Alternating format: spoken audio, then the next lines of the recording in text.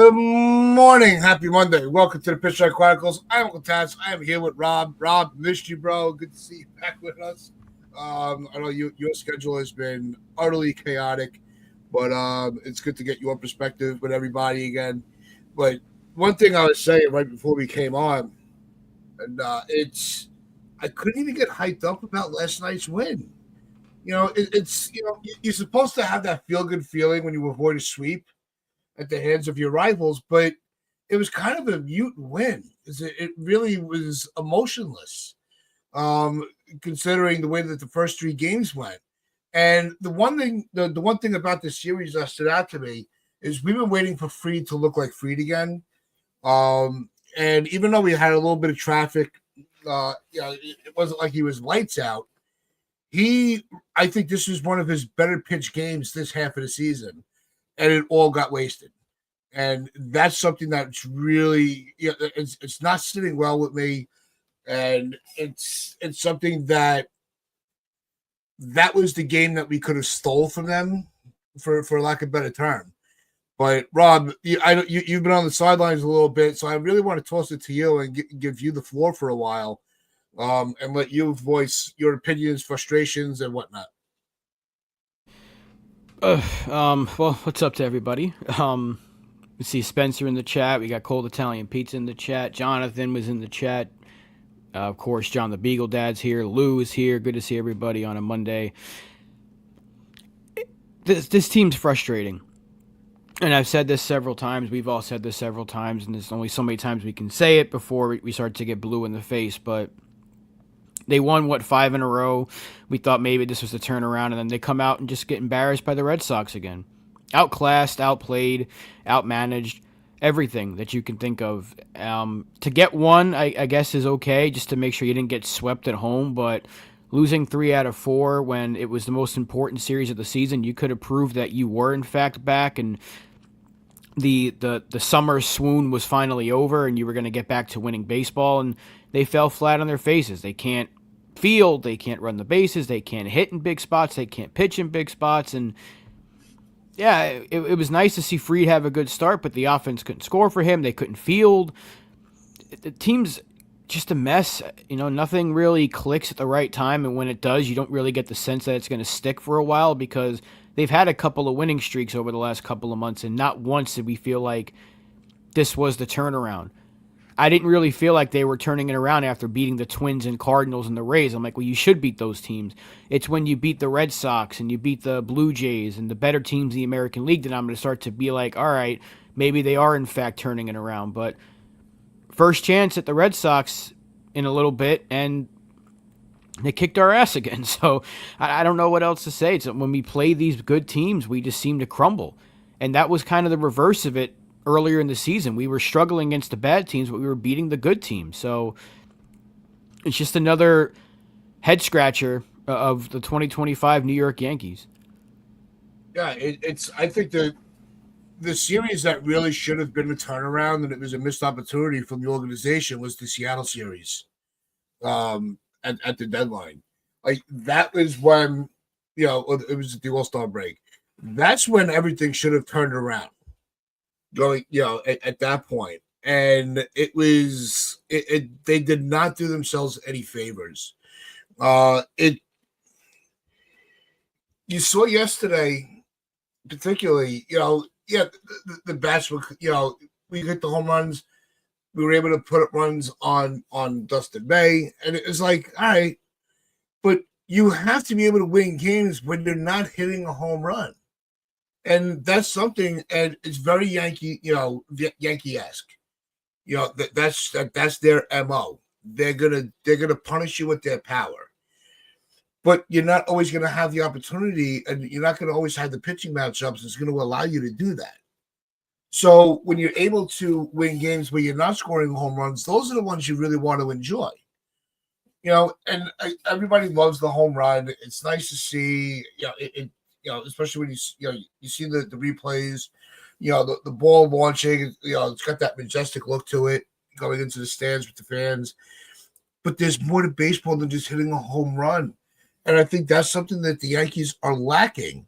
It's really just they're not able to manufacture runs, if they're not getting a home run. And that's something that's really alarming, because you're telling me in that entire lineup, and with Fried start, not all bouncing all over the series here, between these two games, because those are the ones that's stuck in my head a little bit. It was, you couldn't get one run for Max Fried. Like, to me, that was where I was like, you know what? This isn't it. This season is not our season. It's not going to happen. Because if we can't manufacture one run against a good team, then this organization has no business getting a playoff check. Because nothing's going to change. It's just going to allow them to say, well, we made it to the playoffs and we just got, we ran into a wall. We'll get it next year. As opposed to, if they missed the playoffs completely, they could, like, maybe something we're doing is not right, because there's a lot of wrongs being made this season. And it looked like going into the year we were going to have more of a defensively sound team. With some of the acquisitions they made, and even that's falling apart. That's starting to go missing, and a lot of it is on Brian Cashman for going into the year without a third baseman. This is something Donald and I, Rob, were talking about the other day.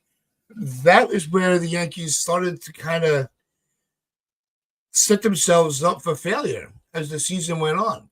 Because you could plug away a little bit in the beginning before everybody's in full season mode. And the Yankees did that for a good chunk of the beginning of the year. And then once the calendar turned to June, everything got exposed.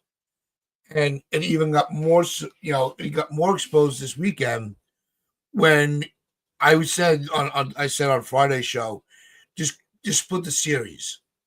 Just keep the playing field level, and they couldn't even do that. Yeah, we talked about the all off season during spring training and during the season.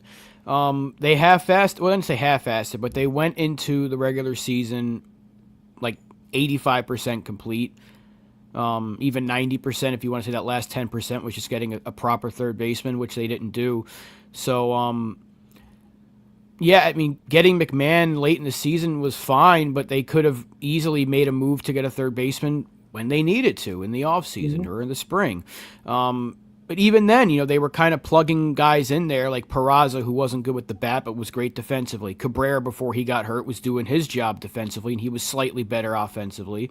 So they were able to plug and play certain guys, not Pablo Reyes, but then you made the switch for no reason, to put Jazz at third base, and ever since that, the defense has kind of fallen apart, because for the first two months and like a week or so into June, the defense was not a problem.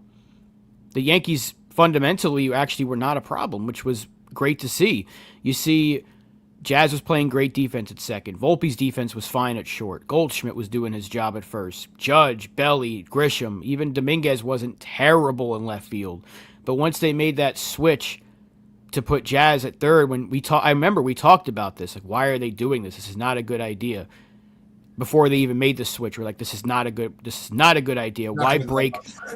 Why break what's not broken? And sure enough, from that point forward, the Yankees have been the worst fundamental team you'll probably ever watch. So, yeah, we can circle back in time all we want. We all know the answer. Every single one of us that does the show, every one of us that does the show on YouTube, that's in our comment section, that's on Twitter, knew that going into the season without a third baseman was not a good idea. And that's where we stand. That's where we stood. And now we have McMahon, but, it doesn't change. Right. It doesn't change the fact that they could have avoided a lot of issues had they just made one more move. So, again, it just adds on to the long list of problems that the New York Yankees have. We could sit here for 3 hours if we named the list. It would be like the list of Jericho in WWE, just pages long of what the problems are for the Yankees. So, yeah, it's a shame. And the fact that they can't manufacture at least one run for Fried, who's been struggling, he finally puts up a good start against a really good team, and you can't score for him. It's just there's another problem to add. So it's like at some point you just kind of you lose the energy to even get like raise your voice about it. You just kind of like, what else do you expect? You know, and that's it's a shame that I've gotten to this point. It's not even September yet, and I'm just kind of like not surprised that the Yankees played like this against the Red Sox. It didn't surprise me one bit. I would have been more surprised if they would have split. I would have been like, wow, maybe they are a little bit more serious than I thought. But the fact that they lost 3 out of 4, I was like, meh, expected it. I had zero emotions this entire weekend for the series. Well, that's why I said it. Donald, what's going on? We're going to throw it to you in a second. That's why I was saying, I'm like, on Friday, I said to Donald, I'm like, I'll take a split. You know, just don't lose ground. You know, if you want to come out of this even, then fine. It is what it is. You know, they own us. They are our daddy this time. It's something's got to give. And it was a very emotionless win yesterday. That's like, I'm watching the game. I got my wife sitting next to me, and she's like, "Oh, they're winning." I'm like, "Yeah, but it really doesn't mean anything." That was the feeling I had. And I'll always be honest with you guys. There are really bad wins, you know, in stretches where I do get hyped up. I didn't get hyped up yesterday. I was like, all right, back in one column. You know, it really didn't move the needle for me one way or another on how I feel about this team going forward. Donald, good morning. How you doing, buddy?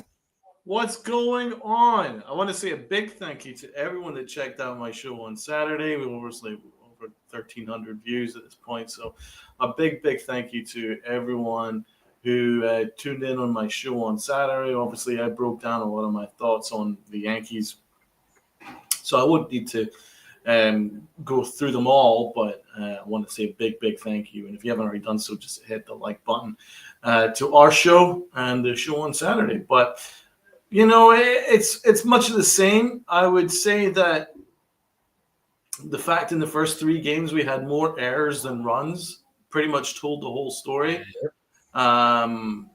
It's crazy when you think about it. There's a litany of problems. We know this. I think the biggest is Boone's culture. I think that's the biggest issue.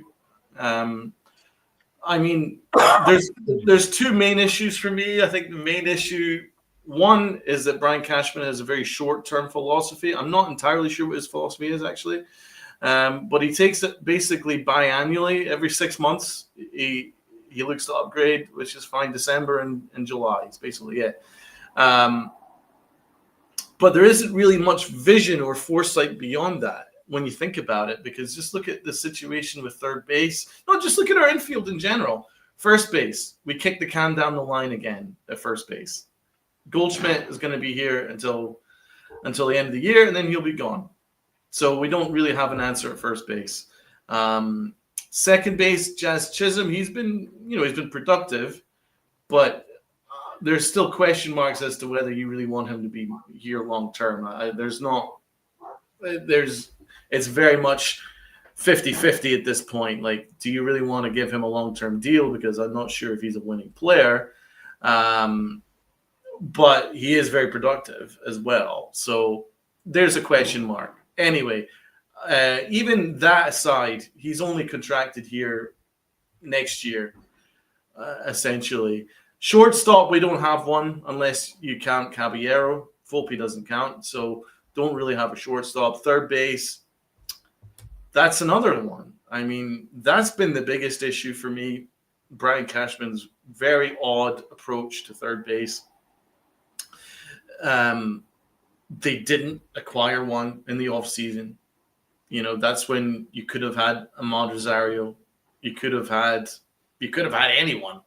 You didn't do it. The best example is you could have had Bregman. Hello, we could have had Bregman. And that's what I'm saying is the Yankees played it cheap, right? But in the end, the money they've allocated to third base is now actually more expensive than it would have been had they just played Bregman. Because look at, we're tied to $16 million for DJ LeMahieu, right? Plus another $16 million for McMahon. So that's like $32 million. Rosario counts as well. He's another couple mil. So it's like 34 million, not including Oswaldo Cabrera got hurt, that you had tied to third base. And you're not getting 34 millions worth of productivity at third base because none of them are hitting for average at all. None of them are providing any power. It's only defense. So as much as I quite like the McMahon pickup, short term, yes. Long term, no. Because he's going to be here, but next year after, and he's not going to give you any offense whatsoever. He's going to give you great defense. But that's kind of what we had anyway. So not sure about that. So then if you look at our entire infield, there's not really a long-term option at all in our entire infield. Catcher, I don't know if anyone can really tell me that Austin Wells is a long-term option there. Ben Rice is our only real long-term person that I want to be involved, but I don't know where he's going to play because he's not a great catcher, but he's not a good first baseman either. But he's so good, and he's a leader, and he's one of the only positive aspects of this team that he's someone that's maybe a long-term option. But the rest of that infield, I don't know who you could consider as a long-term option. You look at the outfield, Bellinger, he's due to opt out. He could opt out. If he doesn't, he's still only tied here for one more year. Grisham is playing out the end of his deal. I doubt he'll come back.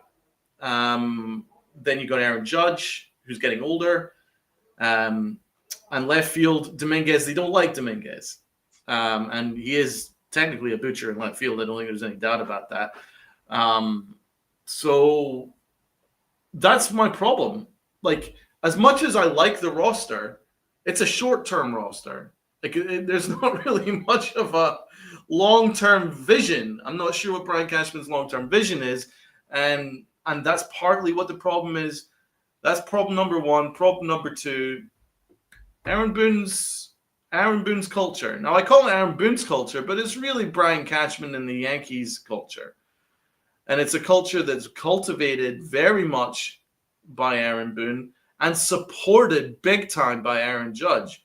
Aaron Judge doesn't want people to be mouthing. He doesn't want any criticism of his players. He likes this locker room.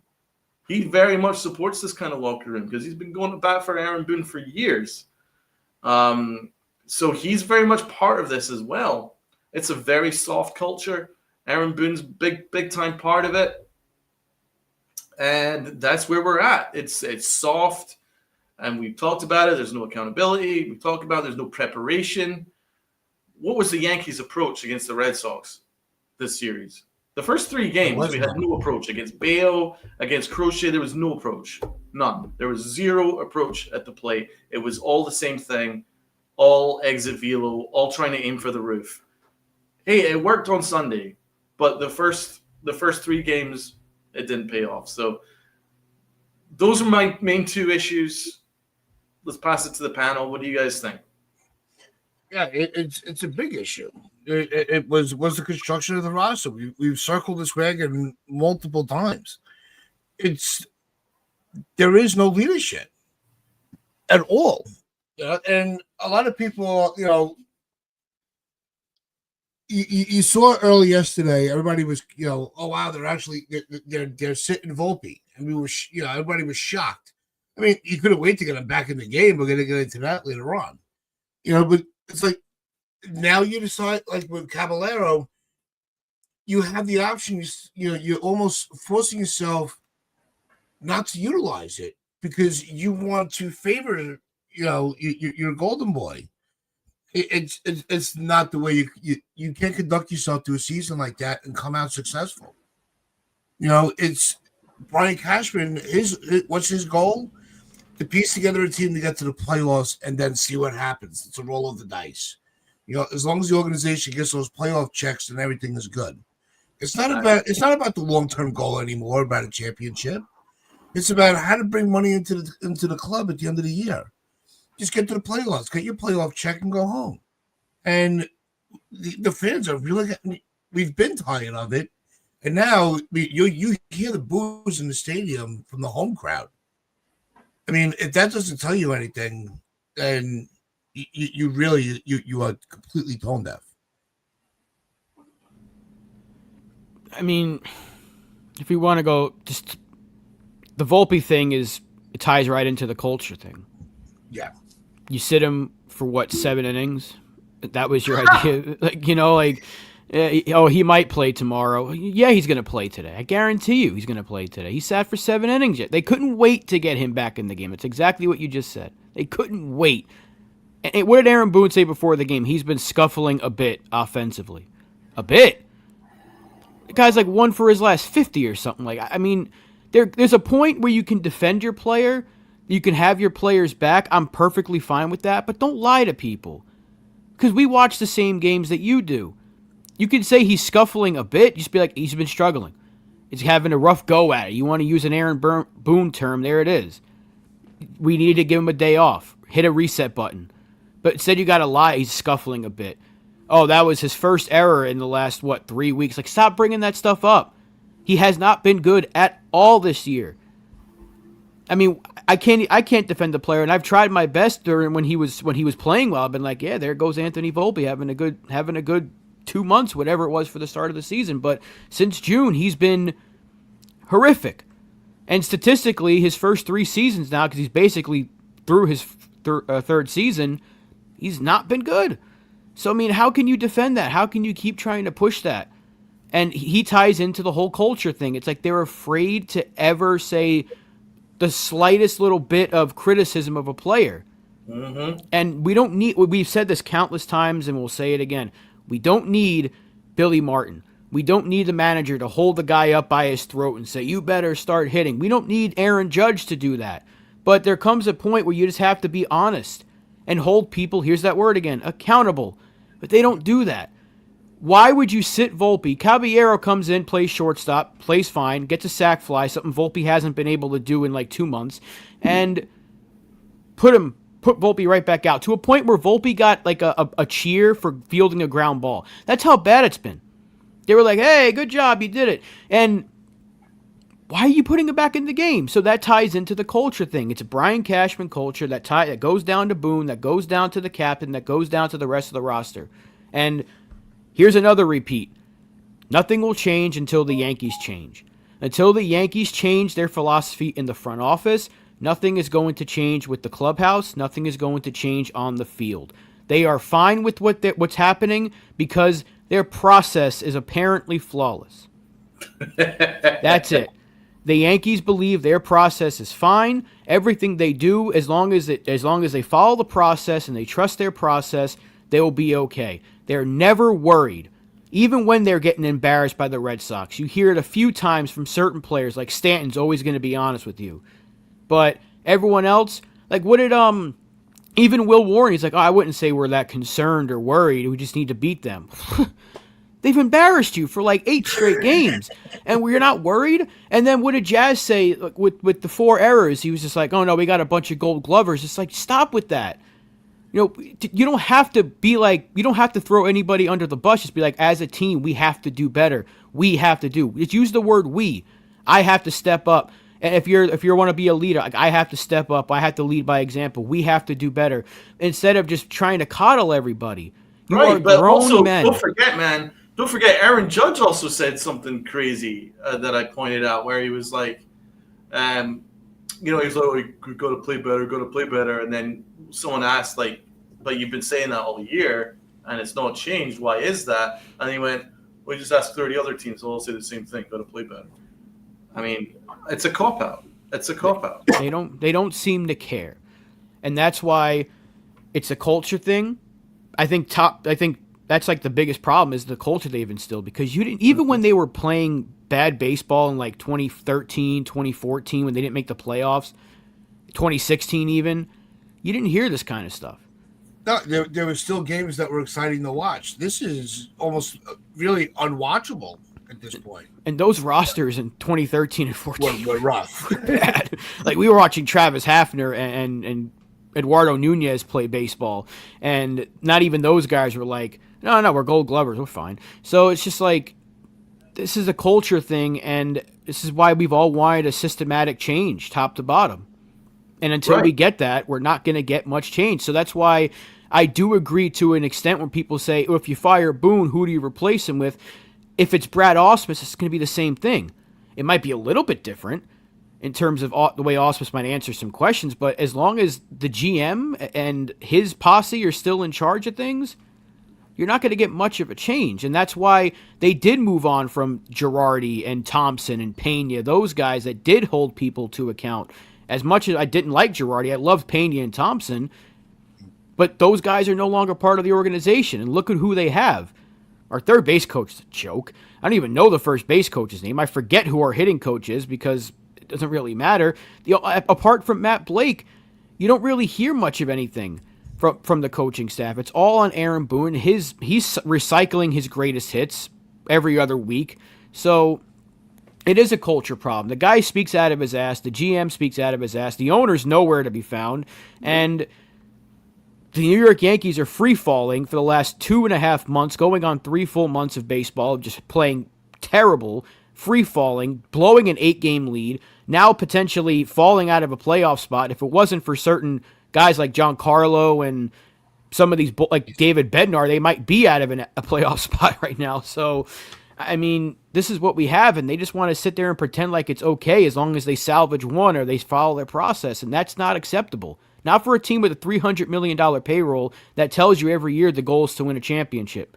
If that's your goal, play like it. That's all we ask you to do.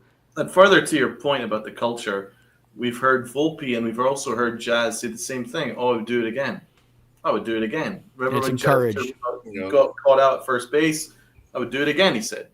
Even when he was asked a layup of a question, well, if you know then what you know now, would you still do the same thing? Yeah, I would do it again. And then what did Anthony Volpe say when he threw to the wrong base? I would do it again. I was being aggressive. But that was a very heads-up play. Exactly. And then you've got Aaron Boone, who like runs in circles, making up nonsense such as, oh, that was a heady play. It was the wrong play, but it was also heady at the same time. So which one is it? Exactly. Or he also said the other day, we're not running out of time, but we are. Yeah. and Brian Cashman also said that. We aren't running out of time, but we are. It's like they all think that we're idiots. They all think that we have the memory of a goldfish and we can't remember what they've said 24 hours before, or that we can't figure out a contradiction when we see one. That is a contradiction. We're not running out of time, but we are. That is a contradiction. It was a heady play, but it was also the wrong play. That's a contradiction. That might be; those might be responses. So stupid, and it's insulting to our intelligence. Yeah, those may be responses in a smaller market. You can't get away with that in New York. The expectations and the pressure are far above, other areas.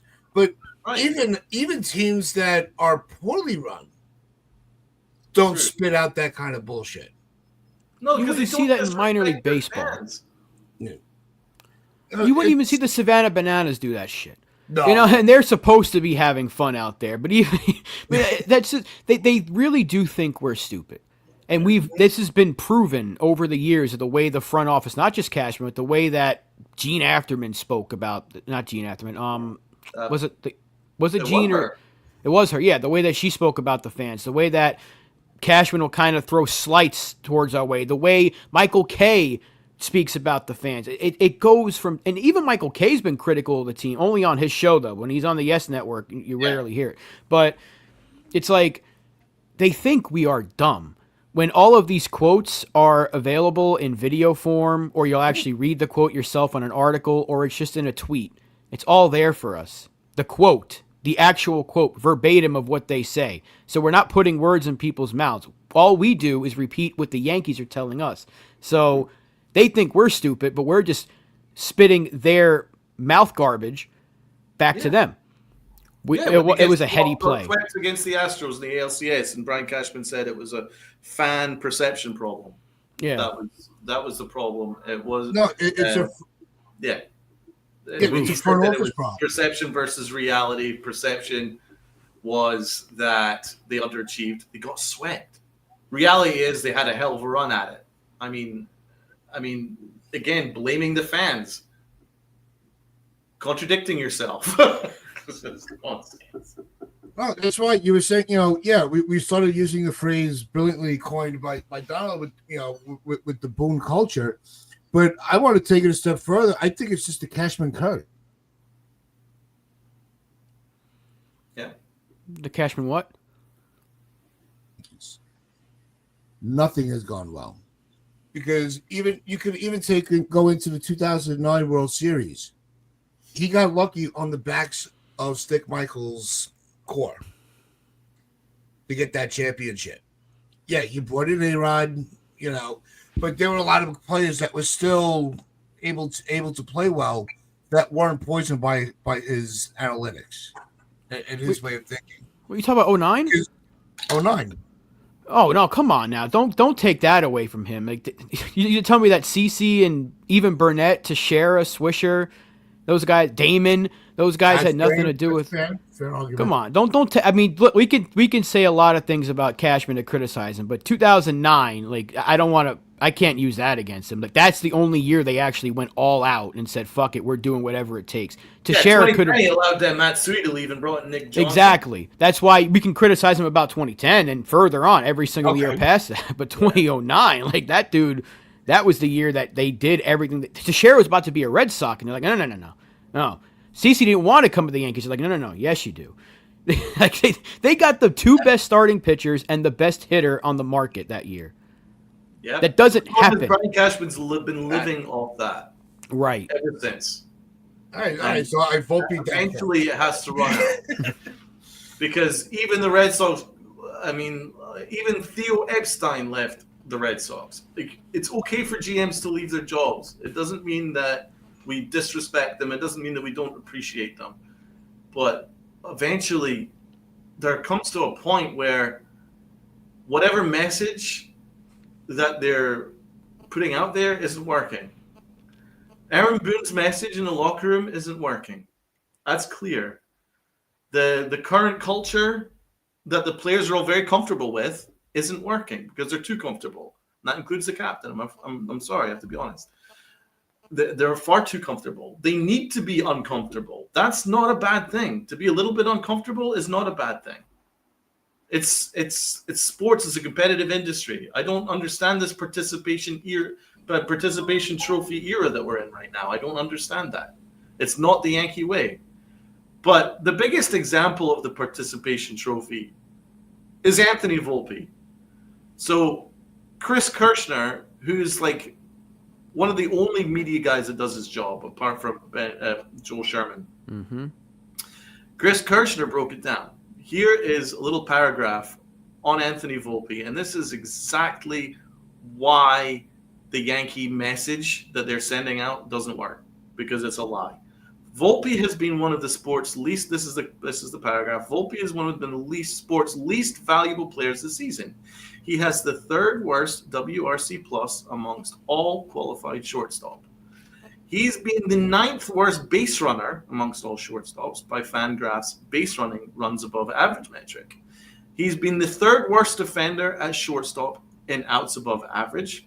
His .276 on base percentage is the third worst amongst all qualified hitters in Major League Baseball.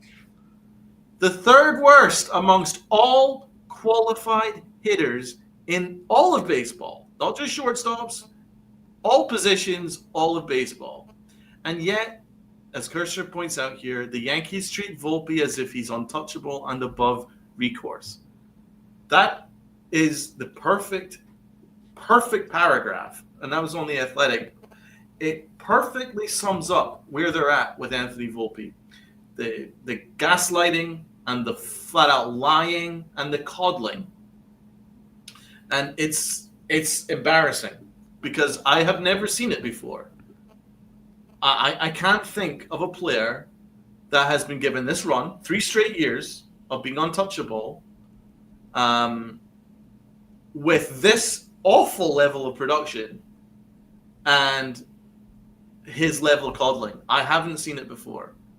The only example I can think of is Aaron Hicks. But Aaron Hicks was not a prospect. He was just a dumb fucking trade. But like at least Hicks was productive for like a year, right?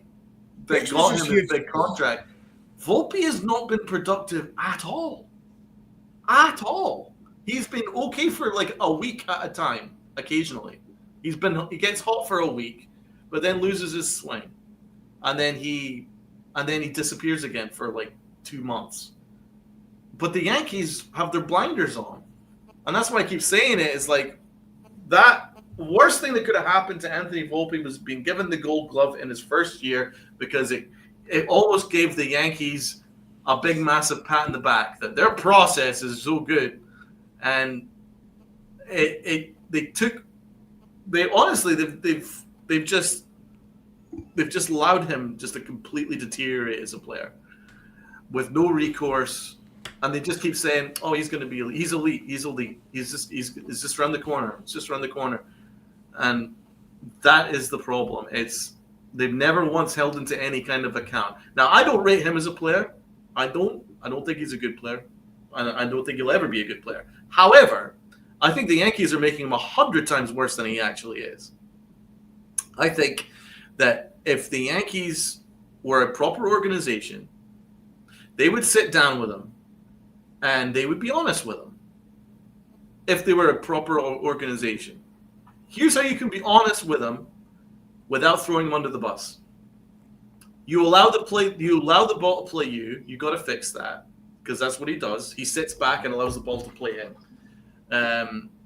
because he doesn't trust his arm and he doesn't trust his footwork. So that's one thing that I can see, and I'm not even a qualified like fucking baseball scout, but it's pretty obvious. He allows the ball to play him.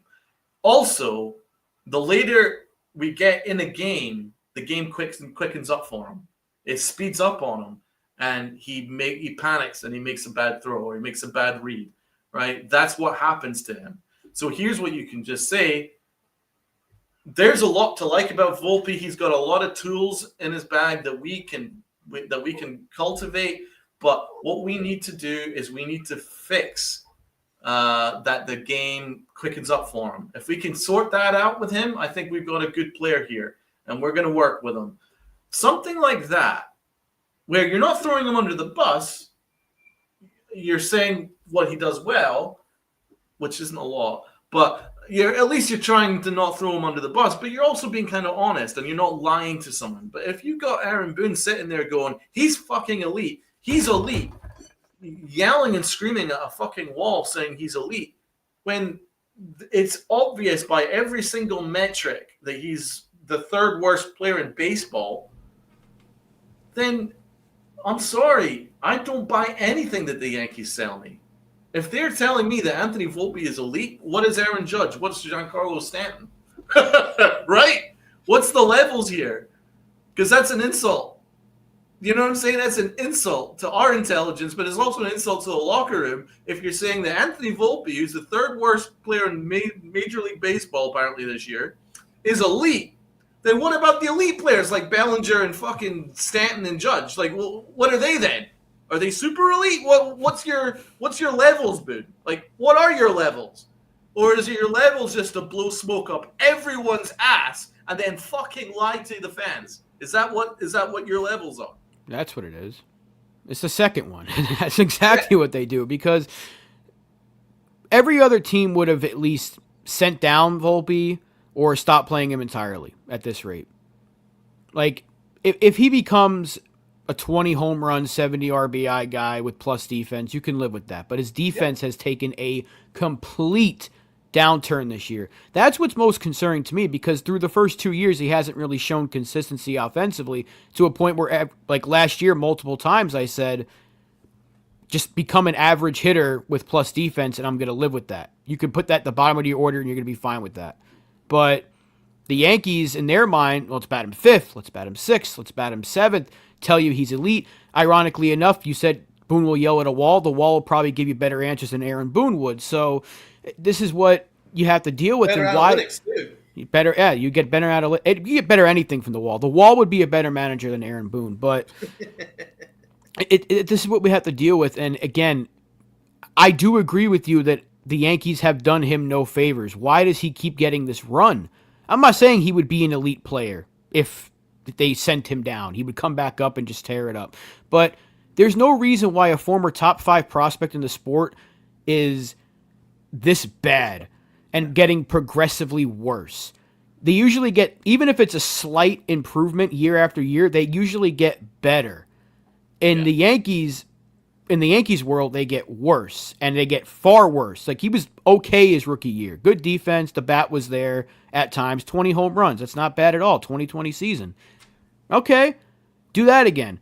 His bat got worse a year later. His defense was okay. And then you look at this year, everything's bad. Except for the power and the RBI production, which a lot of that came early in the season. So it's just like, what are you? Like, and that's why I keep saying over and over, I'm afraid for the next prospect. Like, Dude, what happened? Dominguez. I'm afraid for Dominguez. Look what Dominguez, case in point. Look, when Spencer Jones comes up, when Lombard comes up, what are they going to do to them? Like, I'm afraid for these kids. Yeah. Peraza can't get a game for the Angels. This is something else that prospect gets in me. baseball. Peraza, now he doesn't even get a game for the Angels, and the Yankees got rid of him for nothing. They destroy prospects. They don't just have prospects struggle. They are destroyed. Volpe they're not mishandled. Volpe should not be this bad. Like, he's got some tools that you can work with. He's got a bit of speed. He does have defense, or he did. Right. And he does have 20 home run power. He does have these things. But the Yankees are very arrogant, and they've allowed him to be quite arrogant because he doesn't seem to take any fucking responsibility for anything either. And that's part of a problem. But, like, I think if they weren't so focused on him aiming for the right field porch, I think it fucks up his swing. I know they won't always want him just to hit home runs, but I don't think that's productive. I think that they should be looking at the profile of player that he is. He's someone that should be a high IQ, hard-nosed Brett Gardner type with more power, right? Just as a shortstop as opposed to an outfielder. Do you know what I'm saying? That kind of hard-nosed type of player. If you kind of got that, I think you'd be fucking delighted about that. But we're not getting that. We're getting a low IQ player that takes no responsibility and is always aiming for that right field porch. And that means that his hips are swinging open, and he's constantly popping up, or he's constantly out in front. If he's not striking out, he's popping up a lot. That's what he does. If Paul O'Neill can see it, I'm trusting Paul O'Neill. His hips are constantly swinging open. Why do the Yankees not see that? But they don't take any responsibility for anything. If they worked with Volpe and made him less of that type of hitter, I think you would see a slightly better version. But look what they've done to Dominguez. They played him out of position, and he's a wreck right now. So, and he was great in his rookie year. Before the Yankees fucked him up, he looked every bit of that Martian. But once he's got their fucking tentacles on him, the dude looks cooked. Yeah, I think I'm worried. Yeah, the one concern with Dominguez is really the defensive growth. Offensively, he has, like I was saying last week or the week before, the power numbers are a little bit alarming. But it almost seems like he's trying to become more of a power/contact hitter, and trying to, put the ball in play where the pitch is given and not trying to force the ball with the launch angle. It seems like he's trying to really be more of a complete hitter, and if that's what he's trying to do, then that's fine. No argument there. But the defense is really what's getting me really worried about Dominguez.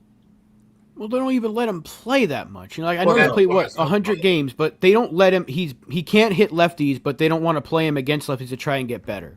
Right. Whenever there's a lefty, sit him, because that's how you let a 21-year-old or 22-year-old top prospect progress. Is you sit him clearly, because how else will he learn how to play the game? By sitting on the bench. That's what they did to Vivas for 3 games last year. Well, you'll learn a lot sitting on the bench next to the Stantons and Judges of the world. So that's what they do. That's why I can't be too critical. I see a lot of people like Dominguez is a total bust. They should have traded him, and How can you say that? He's played 106 games this year. His offense has technically not been terrible. I think he's slightly below league average in terms of OPS, but he's not really been given a fair shot to play as much as he should. I do think it's time they switch him back to center field because he clearly can't handle left. It's an adventure with him, and I think he's a better center fielder anyway. So but what's next? What's going to happen with the next one? If they don't like him, then why did they force him? Like, why did they put him on the roster? This is what they do. They didn't trade him. He was untouchable. Oh, you can't have Jason Dominguez. You simply can't have him in a trade. It's a no conversation. And what's going to happen now? The teams are asking for Spencer Jones. No, we're not trading him. So when he gets called up eventually next year, are you going to do the same thing because Bellinger needs to play center field or left field, or where's Dominguez? Where's Jones going to play? You got to have Judge play unless his arm is cooked, which I seriously hope it's not. But you're going to have the same old song and dance next year with him, and then when Lombard puts his name into the ring, what's going to happen there? Like, where's he going to play? Oh, we can't sit Anthony Volpe, but we got to get George Lombard some at bats. So what are we going to do there? Like, this is what they do to prospects, and it's like, look at the Red Sox. They extended Christian Campbell and they sent him down. So it's like, if they can do that, why can't you can't even sit Volpe for a full day? Like, you got to be like 7 innings that he's learned his lesson and put him like that's the point. I know I don't want to say it's all on Anthony Volpe, but he is like the poster child of how the Yankees are handling the prospects. Like, I don't disagree with the way you play him, because if you want to see a guy progress, you keep putting him in the lineup and make sure he's getting as many reps as possible. That I agree with. But when things are going wrong and you might need a day or two just to sit, reset, hit the reset button, recharge, whatever you want to call it, then do that. But Aaron Boone will say, he's elite, or it's right in front of him. He's turning the corner. He's a banger. Like, it's just like, stop. Just stop lying. That's all we have. Stop lying. But that's the Yankee culture. That's the process. They did put Dominguez in a good spot to succeed last year when Brian Cashman said that he wasn't ready. And he said that Verdugo was the better player. So he already set the expectations back for that alone.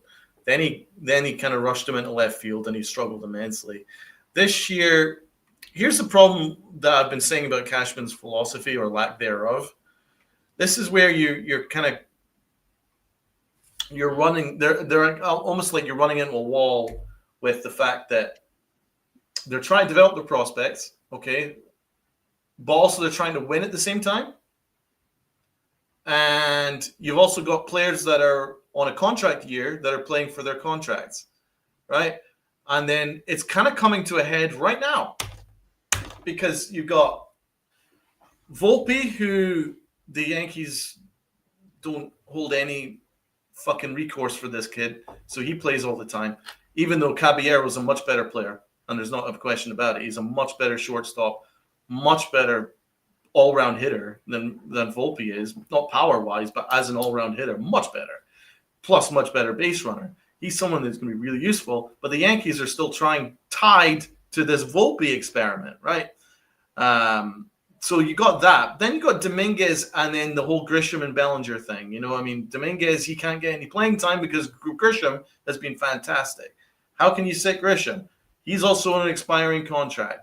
He's someone that might even hit 30 home runs this year. He's been absolutely fantastic. But how are you going to develop Dominguez that way? So it's coming to a head, and that's what the problem is. If you continue to have this philosophy where you're half in and you're half out, you're not all the way in on competing, and you're not all the way in on developing prospects, it gets to a stage now where you're in August and you're in third place and your season's on the line and you've got the experienced veterans like Stanton and Judge and all that that want to get in the playoffs, and you got a fan base that demands to get in the playoffs, but then you're also trying to develop prospects at the same time, but you're not really developing them either because you're hurting Volpe and you've just crushed Dominguez's confidence. So, and how are you going to play Dominguez? Like, as you say, he's only good against lefties, but they don't want to play him against lefties to get his confidence up because you can't play him in left field because obviously Bellinger's much better there. Then you got Grisham, who's a fucking monster in center field, and he's been a monster offensively. And then you got Bellinger. So they are in that spot now, and that's what happens if you don't have a philosophy. If you just kind of do a little bit of both, it comes to a head right now. That's the problem. In my opinion, that's the problem. Yeah, One of the problems. One of many. Yeah, no, it is. You know, the other thing I wanted to bring up before we have to start wrapping up is a lot of, you know, we've seen the criticisms of Judge, and I think it's unfair because the guy's battling, trying not to go out, you know, on the IL for the rest of the season. You know, I mean, yeah, I was just looking at the box scores real quick. He went 2 for 14 this series, which is really not what you expect from the face of your organization. You know, but before we start throwing him under the bus, can we just take a step back and realize the guy's pretty much playing with one arm right now? You know, and if you look on paper, the Yankees are still in the race, but when you're watching the games, they don't belong in that competition. You know, should they just shut Judge down for the season and just before making anything any worse? I don't think Aaron Judge is going to let that happen. Look, has he been good since coming back from the IL? No. Is he the Yankees' issue? Is he the Yankees' biggest issue? No. I've seen some pretty insane takes over the last 4 days. Yeah, I know. Trade Aaron Judge, shut him down completely. He only cares about the money. He doesn't care about the production. I've seen that nonsense on Twitter. A bunch of fucking idiots. Aaron Judge is not the Yankees' problem. Do I think that there's a little more he can do in terms of on the field and even off the field? Sure, absolutely. That's a fair criticism. At least lately, because he's not been very good. But like you said, he's also playing with one arm. What more do you got to do? Hit 20 home runs? Because we weren't winning those first the last 2 games, the middle 2 games of that series. Even if Judge hit 5 solo home runs, we weren't winning those games. They kicked our ass. So what more do you want Aaron Judge to do? He is not the Yankees' problem. Without Aaron Judge, we're not even in a playoff spot right now. That's how good he was for like the first 4 months before he got hurt. So let's look. I understand being frustrated, but if you're going to start to look for reasons to get on Aaron Judge, there's a lot more things we should be concerned about with this team in terms of the way they're ran, the way their roster is constructed, and the way they coddle certain players. Trading Aaron Judge is not the answer. Shutting him down, I thought they should have sat him or put him on the IL longer than the 10-day minimum. Mm-hmm. That's definitely a fair argument. But no, like saying he doesn't care or he's a stat patter. Like you don't hit 60 home runs in a season and be like you're a stat patter. But without Aaron Judge, this team is not sniffing the postseason at all. So look, I understand people want to be critical, criticize his leadership. Okay, that's fair. His struggles at the plate recently. Okay, that's fair. But some of the takes I've been seeing over the last 4 days are insane. Like flat out insane. I think Donald said it the other day on his show. He's not the problem. He's the solution, or he's a solution. His on-field performance is not remotely the problem. Now, obviously, the playoffs he has to be better. Right. However, I've also pointed out the fact that he was kind of the lone guy for a couple of years. Like in that 60-plus home run year that he had, it was just basically him. So I can give him the break for that one. I can't give him a break for last year. That was really bad. That was unacceptable. But on field, I don't have an issue with him. Off field, I have an issue with the fact that he needs to see the wood from the trees because he knows that he has a lot of power. He has a lot of sway because Hal Steinbrenner wants nothing to do with the Yankees whatsoever. It's basically in the hands of Aaron Judge and Brian Cashman and Aaron Boone and Mike Fishman because he doesn't want any responsibility. So whatever Aaron Judge says tends to kind of has heavy sway along with Brian Cashman. So if Aaron Judge continues to go to bat for his best pal, Aaron Boone, and say it's not Aaron Boone problem, it's not a culture problem, then we will continue to be mediocre. He has to take a little bit more responsibility. I'm not saying that he should be calling for firings, but I need him to be more of a leader, and I haven't seen him step up, because if he just keeps saying the same stuff, then it's not going anywhere. Yeah. You know, he has to realize that he has a responsibility, not just on the field but off the field, that he has to lead, and I'm just not seeing him lead. That is my complaint with him. It's been a complaint for a while. I think he's just parroting what the organizational philosophy is. So it's probably not him that's pushing it, but he's very much like keeping it going. You know, he's towing the party line, and he has to realize that his clock is ticking in terms of in his prime to win a World Series. He has to see there's problems here. He has to. If he doesn't see it, then he is delusional. I'm sorry. Like, there is a problem here. Aaron Boone's message isn't coming across, you know, and I think Aaron Judge has a lot of sway. He has more sway than any Yankee I can think of. Derek Jeter had no sway, right? Aaron Judge has a lot of sway because the organization is fundamentally different. There is no accountability, so there's a lot less leadership. So there's a leadership void, and Aaron Judge can step into that void and be that leader, and he hasn't done that yet. On the field, how can you complain? He's an MVP. He's an MVP candidate. You can't trade him, because if you trade him, the message is that you're punting. You can't do that, and it's going to cost you money, and it would also be an embarrassment. Like, people would laugh at you. Like, you're getting rid of your generational player that you developed because you can't put a team around him.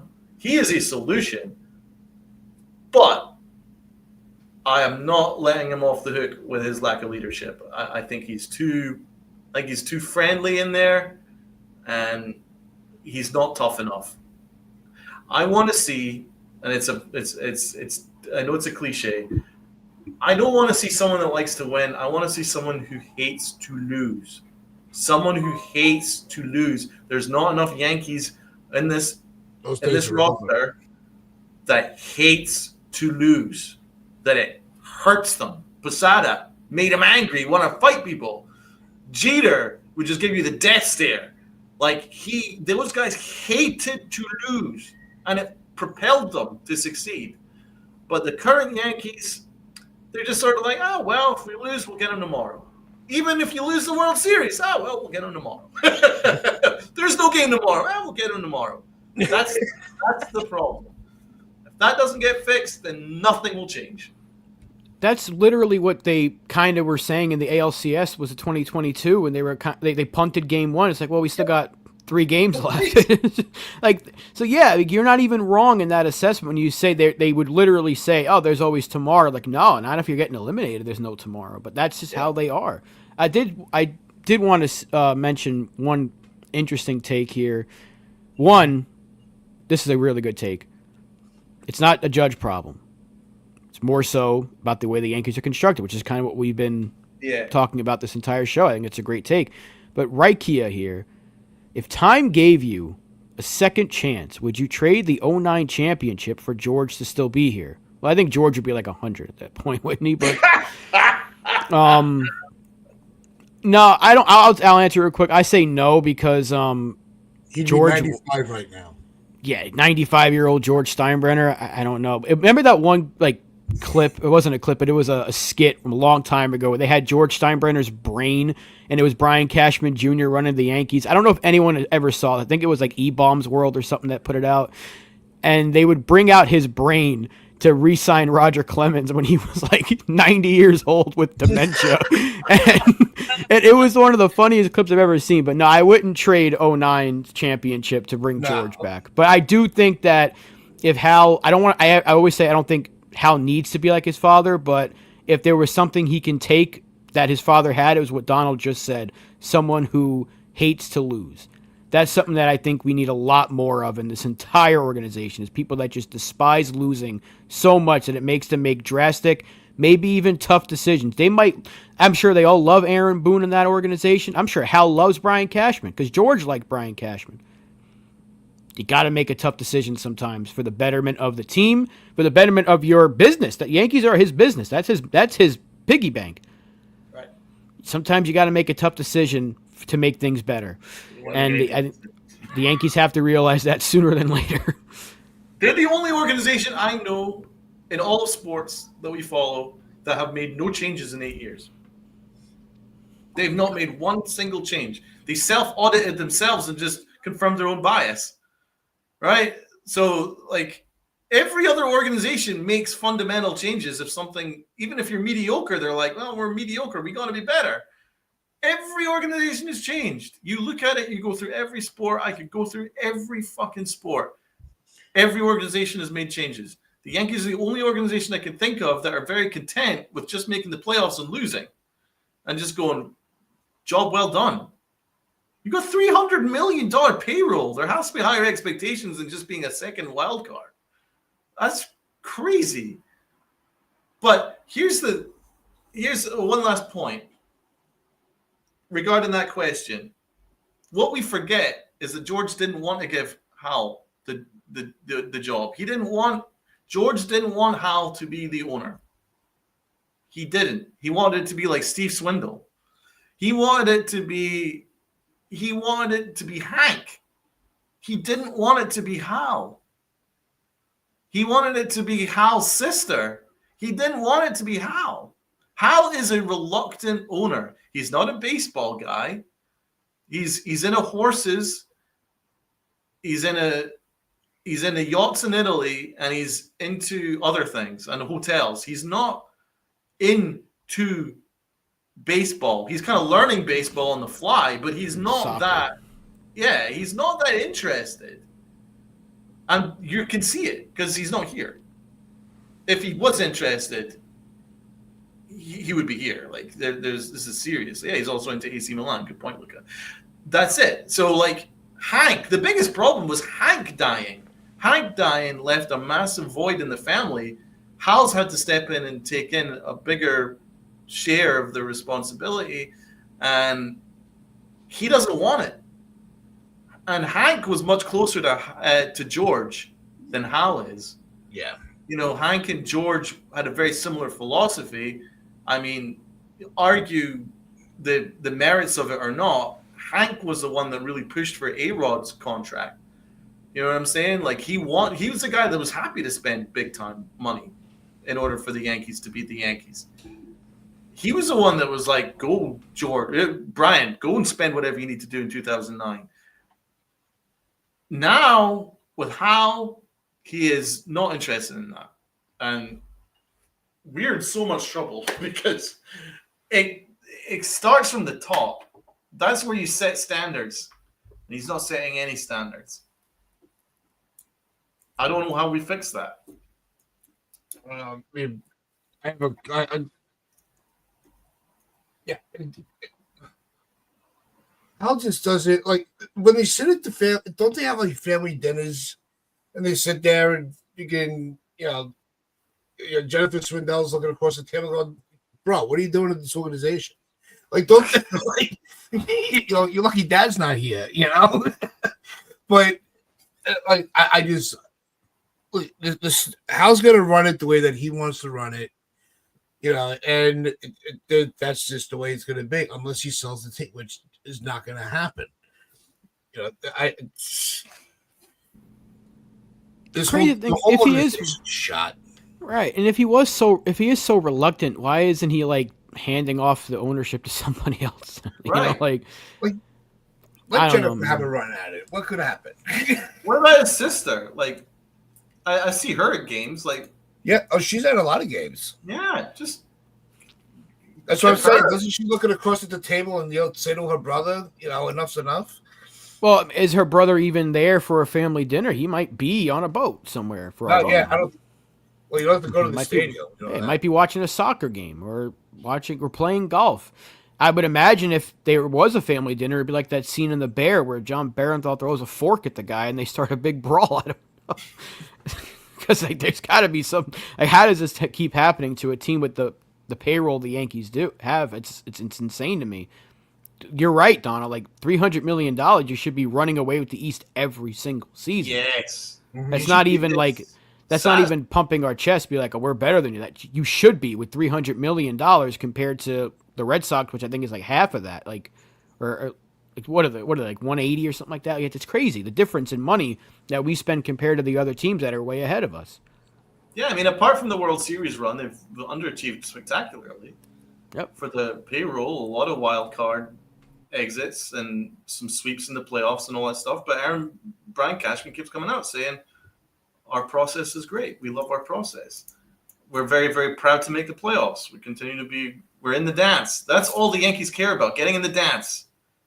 If they can say that we're in the dance, then that's basically his way of saying that we're spoiled. Hey, we made the playoffs.